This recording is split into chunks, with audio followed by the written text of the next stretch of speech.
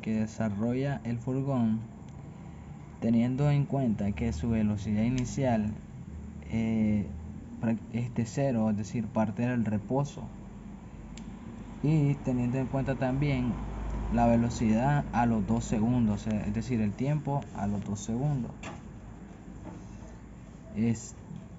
El diagrama que se desarrolla, tenemos que tener en cuenta que nos muestra que la fuerza de fricción que se ejerce en la llanta es la que acelera tanto al furgón como a los demás carros. Entonces consideraremos a los 3 vehículos como un solo sistema. Por lo tanto, aplicamos la segunda ley de Newton, que nos dice que la sumatoria de fuerza en X, en uno de los ejes, en este caso en X, va a ser igual a la masa por la aceleración en X. Teniendo en cuenta algo importante, el sentido del movimiento que hacia la izquierda se tomará como positivo. También que el peso va a ser igual a la masa por la gravedad, pero lo que necesitamos es la masa, entonces sería igual al peso entre la gravedad, teniendo en cuenta que estamos en el sistema inglés, donde el tiempo se da en segundos.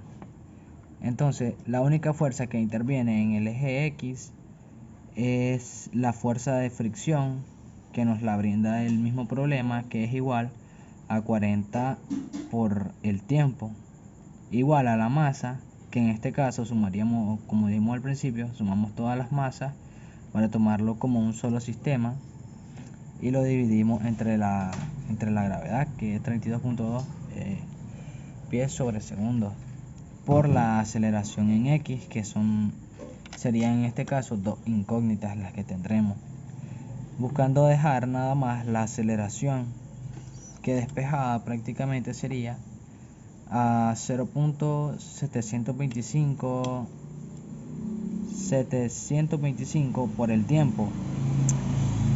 Ahora, como la aceleración está en función del tiempo, la velocidad del furgón se obtiene con la derivada de velocidad sobre la derivada del tiempo, con la condición inicial que la velocidad inicial es de cero, es decir, la velocidad inicial va a ser cero en el tiempo cero. Entonces tendremos que la integral de la velocidad definida como límite inferior, la velocidad inicial va a ser igual a cero y la final es la velocidad que necesitamos encontrar.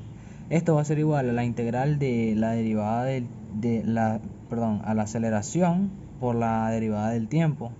Ya sustituida sería 0.7256 por el tiempo por la derivada del tiempo, ¿verdad? Como límite inferior tenemos que el tiempo inicial es 0 y el tiempo final sería 2 segundos. Entonces, integrando aquí nos quedará velocidad definida como velocidad como límite superior y el inferior sería 0.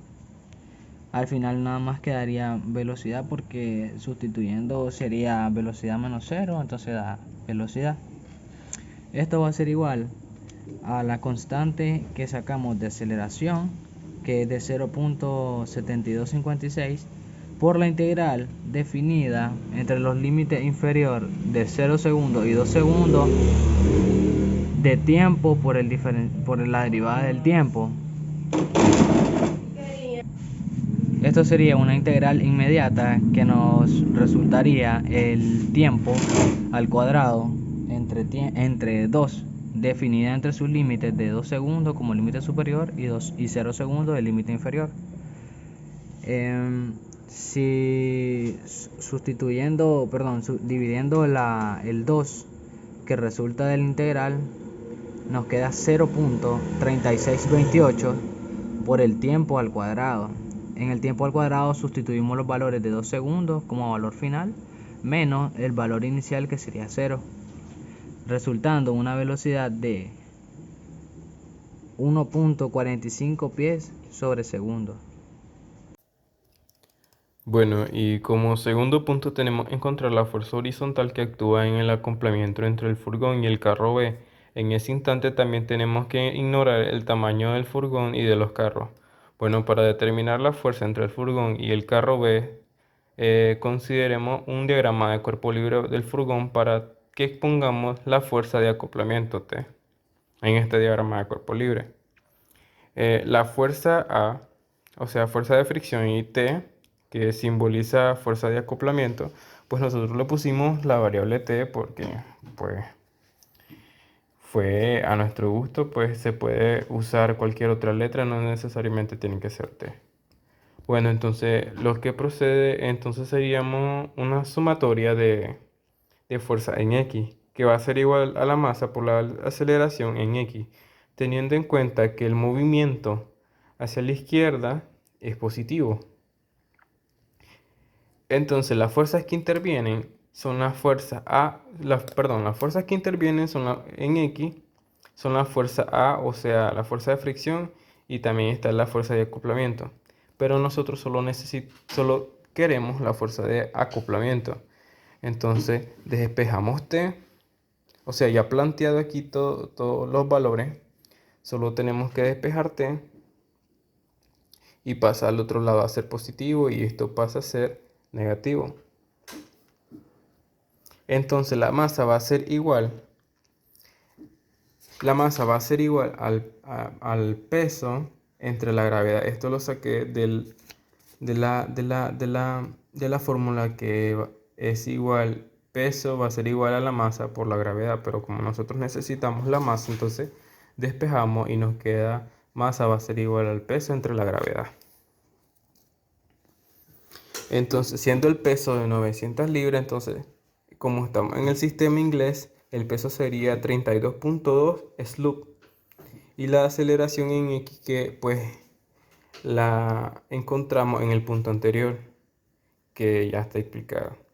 Y bueno, aquí lo único que quedaría simplemente es hacer las operaciones matemáticas, dándonos como resultado que T, o sea, la fuerza de acoplamiento, va a ser igual a 39.4 libras.